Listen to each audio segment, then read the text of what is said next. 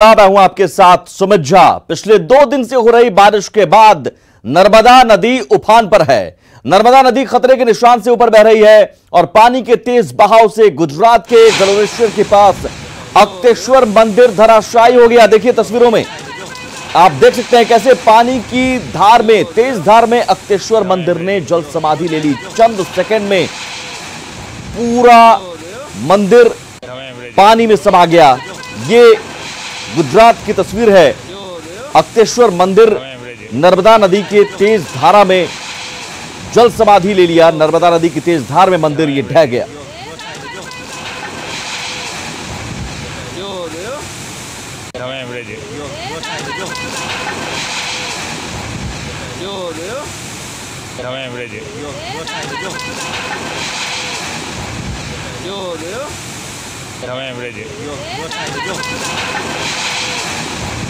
तो चंद सेकंड में अक्तेश्वर मंदिर ने जल समाधि ले ली। नर्मदा नदी की तेज धार में मंदिर ढह गया। ये तस्वीरें गुजरात की है। नर्मदा नदी अपने उफान पर है। लगातार पानी के तेज बहाव से कई इलाकों में तबाही मची हुई है। खतरे के निशान से नर्मदा नदी ऊपर बह रही है और नर्मदा नदी की तेज धार में देखिए कैसे अक्तेश्वर मंदिर है ये ढह जाता है। गरुड़ेश्वर के पास अक्तेश्वर मंदिर है जो धराशायी हो गया। ये तस्वीरें बता रही हैं कि नर्मदा नदी किस कदर तबाही ला चुकी है। तेज धार नर्मदा नदी की है जो कई इलाकों में तबाही मचा रही है और इन तस्वीरों के जरिए आप अंदाजा लगा सकते हैं। बहुत पुराना मंदिर अक्तेश्वर मंदिर जो चंद सेकंड में ही पूरी छत समेत नर्मदा नदी की तेज धार में ढह गया।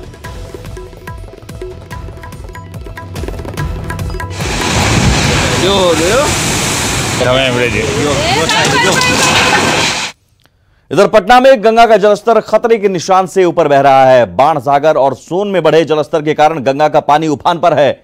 गांधी घाट पर गंगा का जलस्तर 48.7 मीटर तक पहुंच गया है जो खतरे के निशान से 14 सेंटीमीटर ऊपर है। गंगा के बढ़े हुए जलस्तर के कारण कृष्णा घाट के ऊपर पाथवे पर भी पानी आ गया है। घाट पर खतरे को देखते हुए नगर निगम और सिविल डिफेंस के लोगों को तैनात किया गया है जो लोगों को लगातार हिदायत दे रहे हैं। कृष्णा घाट का जायजा लिया हमारे संवाददाता रवि एस नारायण ने। गंगा का जलस्तर लगातार बढ़ा हुआ है और बढ़े हुए गंगा का जलस्तर जो है अगर पटना की बात करें तो यहाँ पे खतरे के निशान से 14 सेंटीमीटर ऊपर गंगा बह रही है। अगर आज सुबह की बात करें तो यहाँ पे जो लेवल है वो 48.7 मीटर का है जो खतरे के निशान से काफ़ी ऊपर बताया जा रहा है। और अभी हम हैं यहाँ पे बता दें कि पटना के कृष्णा घाट पे, और कृष्णा घाट की जो तस्वीर है वो ज़रा हम आपको दिखाते हैं कि यहाँ पे वो सामने जो देख रहे हैं वो बैठने की जगह कभी हुआ करती थी। जो लोग हैं अपने परिवार के साथ आते थे तो वहाँ पे बैठते थे, लेकिन पूरी तरह से वो जलमग्न हो चुका है और ये पानी जो है गंगा का वो चढ़ करके ऊपर घाट तक आ गया है। आपकी तस्वीरें ज़रा देखिए कि ये पाथवे है जहाँ पे सुबह सुबह लोग टहलते हैं, लेकिन पूरी तरह यह घुटने भर पानी में जो है वो यहाँ पे चढ़ चुका है और जो काफ़ी खतरनाक है। गंगा का जलस्तर जिस ढंग से बाणसागर है या फिर सोन में बढ़ी हुई जो पानी का लेवल है उसके कारण गंगा जो है वो लगातार उफान पे है। यहाँ पे आपको बता दूं कि नगर निगम जो है वो लगातार मॉनिटरिंग कर रहा है। सिविल डिफेंस के जो लोग हैं वो यहाँ पे लगाए गए हैं कि ताकि किसी भी अनहोनी से बचा जा सके। आप नगर निगम से हैं? जी हाँ, नगर निगम से हैं। क्या क्या प्रिकॉशन ले रही है? ये साफ सफाई है और पब्लिक को ध्यान देने के लिए कोई डूबे नहीं, और हमारे पास प्रोटेक्शन का कोई कमी नहीं है। सिविल डिफेंस भी है और गार्ड भी है, प्रशासन भी है, वैसा कोई दुर्घटना वाली बात नहीं है। आप लोग सिविल डिफेंस से हैं, लगातार यहाँ पे लोगों को समझा रहे हैं? क्या समझाने का काम करते कि कम से कम बच्चे और बुजुर्ग कम से कम नदी के किनारे ही ना अपना जो भी स्नान करना हो वो करें, और बच्चे खासकर बच्चे और बुजुर्ग को नदी में जाने से रोकना हम लोगों का काम है ताकि कोई अनहोनी ना हो सके।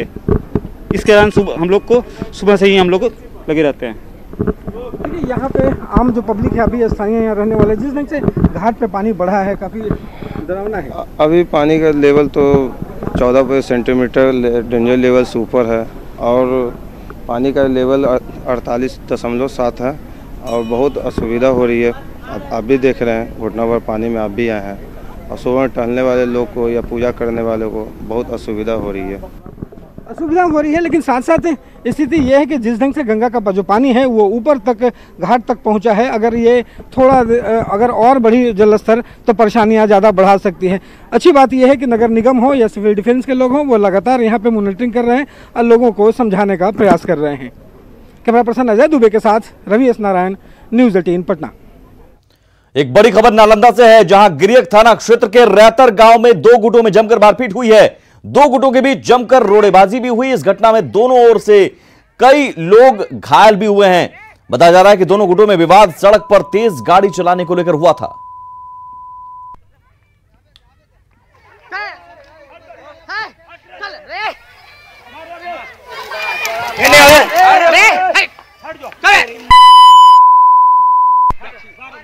अरे जो ढेला दे अरे बुल रे लगता तू अरे बुल रे अरे चल चल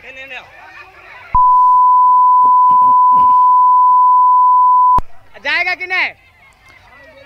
तो ये पत्थरबाजी में कई लोग घायल हुए हैं। नालंदा से ये बड़ी खबर, रैतर गांव में और एक मामूली विवाद, सड़क पर गाड़ी तेज चलाने को लेकर विवाद हुआ और विवाद इतना बढ़ा कि दो गुटों में पत्थरबाजी शुरू हो गई। दोनों गुट आपस में उलझ पड़े और पत्थरबाजी रोड़ेबाजी में कई लोग घायल भी हुए हैं। मामूली विवाद पर पत्थरबाजी और रोड़ेबाजी दो गुटों के बीच नालंदा के रैतर गांव में। तस्वीरें देखिए किस तरह से अफरा तफरी का माहौल वहां पर बन गया और बच्चे भी इसमें आपको नजर आ रहे होंगे जो पत्थर फेंक रहे हैं। बच्चों से लेकर बुजुर्ग तक दोनों गुटों की ओर से पत्थरबाजी करते हुए नजर आ रहे हैं। बाद में पुलिस मौके पर पहुंची और विवाद को शांत कराया। फिलहाल यह बताया जा रहा है कि दोनों गुटों के कई लोग जख्मी हुए हैं इस रोड़ेबाजी में, पत्थरबाजी में। नालंदा के रैतर गांव की तस्वीर है, सड़क पर गाड़ी तेज चलाने को लेकर रोड़ेबाजी हुई है। पत्थरबाजी में दोनों गुटों के कई लोग जख्मी हुए हैं। जाएगा कि नहीं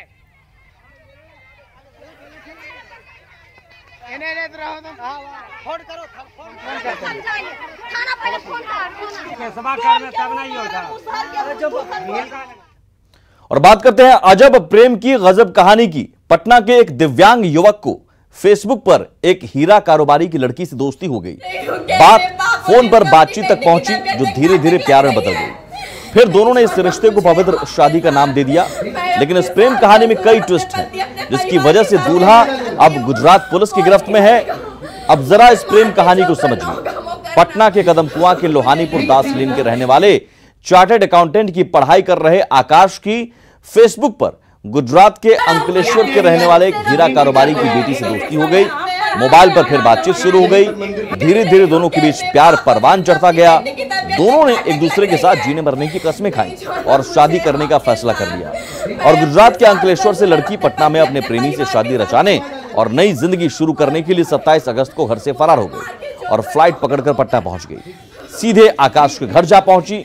3 दिनों तक साथ रहने के बाद रविवार को राम गुलाम चौक के पास धर्मशाला मंदिर में दोनों ने शादी रचा ली। लेकिन तभी गुजरात पुलिस यहां आ धमकी, जिनके साथ लड़की के परिजन भी थे। लड़की अपने मां बाप के पास जाने को तैयार नहीं थी, वो अपने पति के साथ ही रहना चाहती थी। लेकिन गुजरात पुलिस ने लड़का लड़की दोनों को पकड़ लिया और कदमकुआं थाने में कागजी कार्रवाई के बाद दोनों को रात में ही फ्लाइट से लेकर गुजरात चली गई। कैसे बापू जी इसका अपनी बेटी की तबीयत एक नाटक लग रही है। नहीं छोड़ना मुझे आपके साथ। मैं अपने सास ससुर और अपने पति अपने परिवार के साथ रहना चाहती हूँ। कोई नहीं मरेगा, मुझे मार के जो करना होगा वो करना। मुझे नहीं छोड़ना, मैं नहीं छोड़ूंगी। आप पताल लोग में पहुंचोगे मेरे साथ तो अभी मुझे कोई दिक्कत नहीं। मैं अपने परिवार के साथ, अपने सास ससुर अपने पति के साथ रहना चाहती हूँ। मुझे नहीं जाना, कहीं नहीं कर रही हूँ। इधर वैशाली जिले के श्री लक्ष्मी नारायण गांव में एक प्रेमी जोड़े की पकड़कर ग्रामीणों ने जबरन शादी करा दी। हैरान करने वाली बात यह है कि इस दौरान पुलिसकर्मी भी वहां मौजूद रहे, लेकिन ग्रामीणों को रोकने की कोशिश नहीं की। जरा इस तस्वीर को देखिए, समझे नहीं समझे तो चलिए मैं पूरा मामला तफसील से बताता हूं। ये वैशाली जिले के श्री लक्ष्मी नारायण गांव की तस्वीर है, जहां एक प्रेमी जोड़े की ग्रामीण पकड़कर जबरन शादी करा रहे हैं।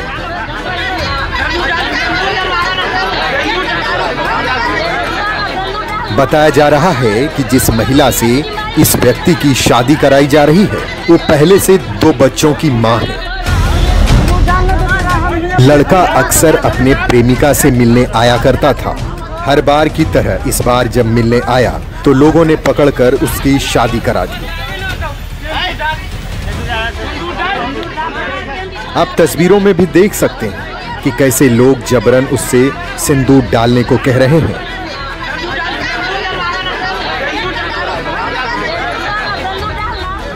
सबसे हैरान करने वाली बात यह है कि इस दौरान पुलिसकर्मी भी वहां मौजूद रहे, लेकिन उन्होंने ग्रामीणों को रोकने की कोशिश नहीं की, बल्कि उनके सुर में सुर मिलाते दिखे।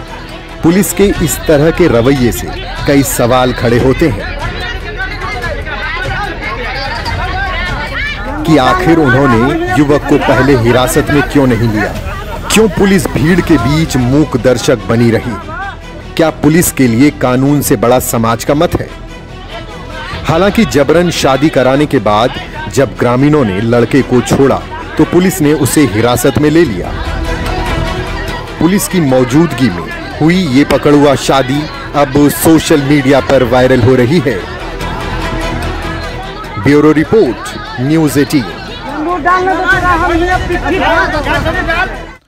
खबर पाकुड़ से। यहां पाकुड़ पुलिस ने भारी मात्रा में तबाही का सामान बरामद किया है। पुलिस ने एक कार से करीब 6000 पीस विस्फोटक जिलेटिन बरामद किया है। महेशपुर थाना के पाकुड़िया महेशपुर पथ में सीलमपुर गांव के पास से यह सफलता मिली। विस्फोटक पश्चिम बंगाल से लाया जा रहा था।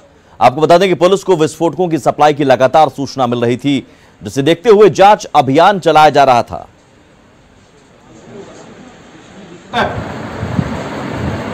माइंस में विस्फोट करने या असामाजिक तत्वों द्वारा या उग्रवादियों द्वारा पुलिस बल को नुकसान पहुंचाने के लिए विध्वंसक कार्रवाई में इसका उपयोग किया जा सकता है। इस प्रकार पुलिस ने एक बहुत बड़ी घटना को होने से रोका है। गुमला में पालकोट थाने की पुलिस और सुरक्षा बलों को बम विस्फोट कर उड़ाने की नक्सलियों की योजना फेल हो गई। बसिया अनुमंडल पुलिस ने पालकोट थाना के बिलिंगबीरा से रास्ते में बिछाए गए 7 किन बम बरामद किया। ये बम घातक थे, अगर विस्फोट होता तो भारी तबाही मचती। 7 बम को हर 5 से 15 फीट की दूरी पर बिछाया गया था। नक्सलियों की मंशा छापेमारी करने वाली पुलिस टीम और सुरक्षा बलों को उड़ाने की थी। पुलिस ने समय रहते धोती घाट में लैंडमाइंस को बरामद किया और जंगल में ले जाकर सभी बम को निष्क्रिय कर दिया। पुलिस के मुताबिक भाजपा माओवादी के सब जोनल कमांडर खुदी मुंडा और उसके दोस्त दस्ते ने ये केन बम बिछाए थे।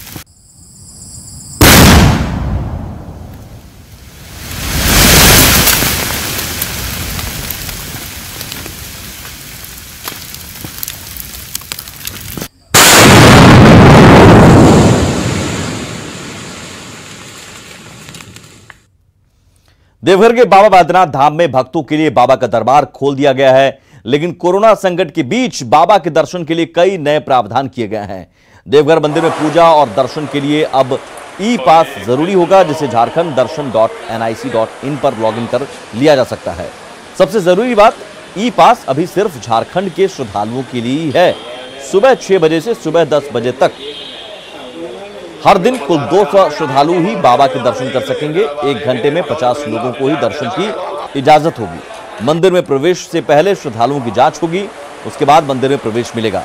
छोटे बच्चों, बीमार और बुजुर्गों को मंदिर में प्रवेश की इजाजत नहीं है। हालांकि सुबह में नियमों की जानकारी नहीं होने की वजह से बिना पास वाले लोग भी मंदिर में जमा हो गए थे, जिसकी वजह से मंदिर में काफी भीड़ हो गई थी, जिस पर प्रशासन का कहना है कि कल से ऐसा नहीं होगा।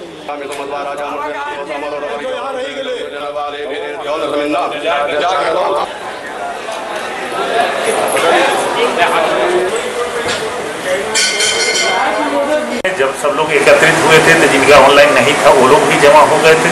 उन लोगों को लगा था जैसे कल की व्यवस्था है वही व्यवस्था चलेगी, लेकिन अब धीरे धीरे सब लोग जान गए हैं, उनको समझा दिया गया। 50-50 लोगों का पर घंटा का स्लॉट है।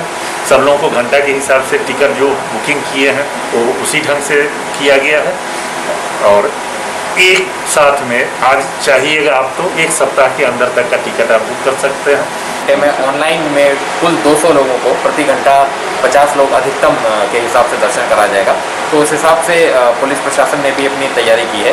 मंदिर के सभी गेट पर, निकास द्वार पर, मानसिंह जी फुटओवर ब्रिज पर जहाँ से लोगों की एंट्री हो रही है, सिंहभूम द्वार पर तथा अन्य अलग अलग जो द्वार हैं तथा अन्य पॉइंट्स पर हम लोगों ने पुलिस फोर्स और मजिस्ट्रेट की तैनाती की है। जो बार में 2 लोग ही अंदर जाने वाले थे, हम एक एक करके 2-2 लोग अंदर जा रहे थे, तो काफ़ी खुले में हमने दर्शन किया और काफ़ी कम भीड़ में हम दर्शन किए। ई पास भी लिए थे? हाँ, ई पास पहले हमने लिया। और जेईई मेन के लिए राज्य के 5 जिलों में 10 परीक्षा केंद्र बनाए गए हैं। इन 5 जिलों में रांची, हजारीबाग, धनबाद, बोकारो और जमशेदपुर शामिल है। इस परीक्षा में पूरे राज्य से करीब 23,000 विद्यार्थी शामिल होंगे। रांची में टाटी सिलवे और तुपुदाना में परीक्षा केंद्र बनाए गए हैं। परीक्षा के दौरान छात्रों को admit card, Aadhaar card, passport photo, 2 ball pen और पेंसिल ले जाने की इजाजत होगी। वहीं देश में बढ़ते कोरोना संकट को देखते हुए विद्यार्थियों को केंद्र पर मास्क, सैनिटाइजर और ग्लव्स पहनकर आने की छूट दी जाएगी। परीक्षा केंद्र पर तैयारी की जानकारी दे रहे हैं हमारे संवाददाता भुवन किशोर झा। जेईई मेन परीक्षा को लेकर के सारी तैयारियां पूरी कर ली गई हैं। राजधानी रांची समेत राज्य के 5 जिलों में 10 परीक्षा केंद्रों पर करीब 23,000 विद्यार्थी शामिल होंगे। रांची का ये तुपुदाना इलाका है, जहां पर डिजिटल जोन में सुबह 9 बजे से परीक्षा शुरू होगी और इसके लिए छात्रों को 2 घंटे पहले परीक्षा केंद्रों पर पहुंचने को कहा गया है। इसके अलावे जो सोशल डिस्टेंसिंग, मास्क और सैनिटाइजर की पर्याप्त व्यवस्था यहां पर की गई है। इसके अलावा आप देख सकते हैं जो किस तरह से छात्रों को जो परीक्षा केंद्र के अंदर में जो प्रवेश जो यहां पर दिलाई जाएगी, तो इसके लिए कहीं ना कहीं सोशल डिस्टेंसिंग का पालन कराने के लिए यहां पर पर्याप्त व्यवस्था की गई है। इसके अलावा आप देखें कि उम्मीदवारों के लिए यानी कि परीक्षार्थियों के लिए विशेष इंस्ट्रक्शंस यहाँ पर परीक्षा केंद्र के बाहर दिए गए हैं, जिससे किसी तरह का संक्रमण ना फैले परीक्षा केंद्र के अंदर में और छात्र बिना हिचक और बिना कोई संशय के यहाँ पर परीक्षा दें। और कहीं ना कहीं जो प्रशासनिक जो तैयारियां हैं वो पूरी होती हुई यहाँ दिख रही है।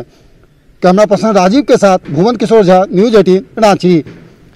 पटना में अमीनों ने सड़क पर प्रदर्शन किया है। प्रदर्शनकारी 550 पदों पर बहाली की मांग कर रहे हैं। तस्वीरें देखिए, 550 पद पर रिजल्ट की मांग करते हुए अमीनों ने राजधानी में सड़क पर प्रदर्शन किया है।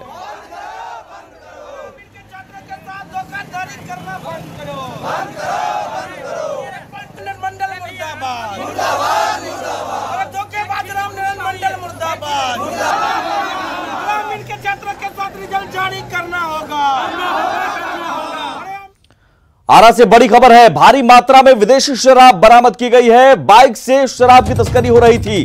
पुलिस को देखकर तस्कर फरार हो गए। नगर थाना के सिंडिकेट मोड़ की यह घटना है। आरा से यह बड़ी खबर, बाइक से शराब की तस्करी की जा रही थी। विदेशी शराब भारी मात्रा में बरामद की गई है। नगर थाना के सिंडिकेट मोड़ की घटना है। हालांकि पुलिस को देखकर मौके से तस्कर फरार हो गए।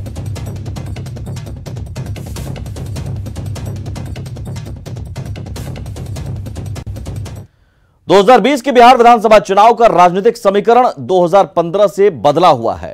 यही वजह है कि अपने क्षेत्र के सामाजिक और जातीय समीकरण को देखते हुए सत्ता और विपक्ष के कई वर्तमान विधायक दल बदल कर रहे हैं। वहीं कई विधायक अपनी ही पार्टी से सीट बदलकर चुनाव लड़ने की तैयारी कर रहे हैं। इनमें से युवा जेडीयू के प्रदेश अध्यक्ष और टिकारी के विधायक अभय कुशवाहा भी हैं, जो इस बार टिकारी के बजाय बेलागंज से चुनाव लड़ने की तैयारी कर रहे हैं। जातीय समीकरण की वजह से अपनी सीट बदलने को मजबूर टिकारी विधायक अभय कुशवाहा से जनसंपर्क अभियान के दौरान बात की हमारे सहयोगी अरुण चौरसिया ने।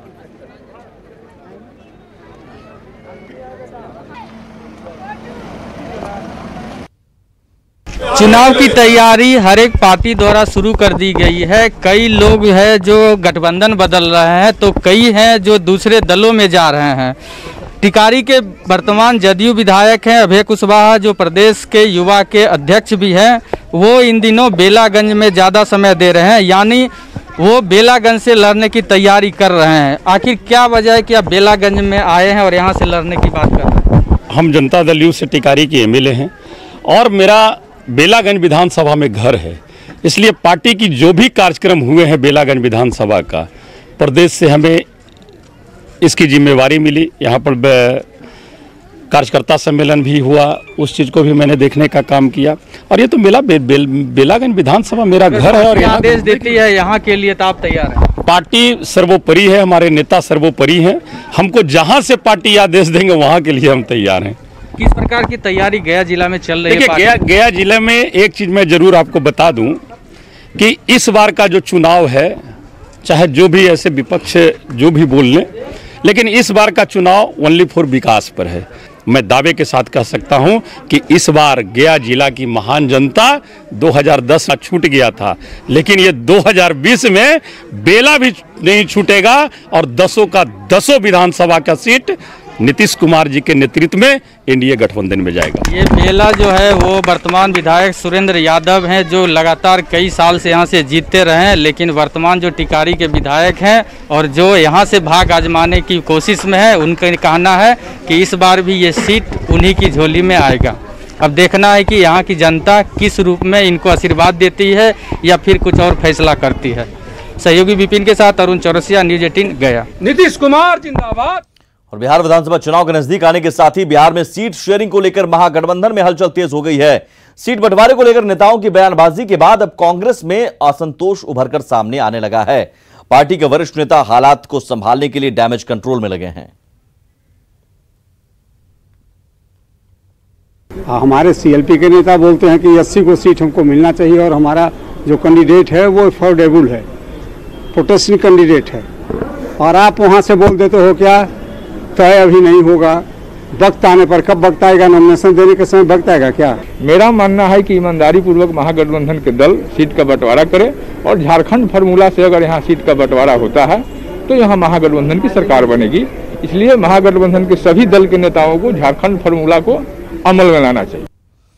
बिहार विधानसभा चुनाव को लेकर बीजेपी ने भी पूरी तैयारी कर ली है। बीजेपी के राष्ट्रीय अध्यक्ष जेपी नड्डा ने सांसदों और बड़े नेताओं को चुनाव के लिए कई जिम्मेदारी दी है। साथ ही केंद्रीय मंत्रियों को छोड़कर बिहार के सभी बीजेपी नेताओं को दिल्ली आने से परहेज और राज्य में ही समय बिताने के निर्देश दिए गए हैं। केंद्रीय स्वास्थ्य राज्य मंत्री अश्विनी चौबे को मठ मंदिर के पुजारियों और धर्माचार्यों से संपर्क करने, केंद्रीय मंत्री गिरिराज सिंह को प्रवासी बिहारियों से संपर्क करने का जिम्मा सौंपा गया है। प्रवासी बिहारियों से संपर्क साधेंगे। आरके सिंह को जिम्मेदारी दी गई है। चुनाव आयोग से संबंधित जो भी काम है वो देखेंगे। रविशंकर प्रसाद सोशल मीडिया, पोस्टर, विज्ञापन और तस्वीरों के डिजाइन की जिम्मेदारी संभालेंगे। अश्विनी चौबे मठ मंदिर के पुजारियों और धर्माचार्यों से संपर्क करेंगे। वहीं केंद्रीय गृह राज्य मंत्री नित्यानंद राय को सभी जाति और धर्म वर्गों से संपर्क साधने की जिम्मेदारी दी गई है।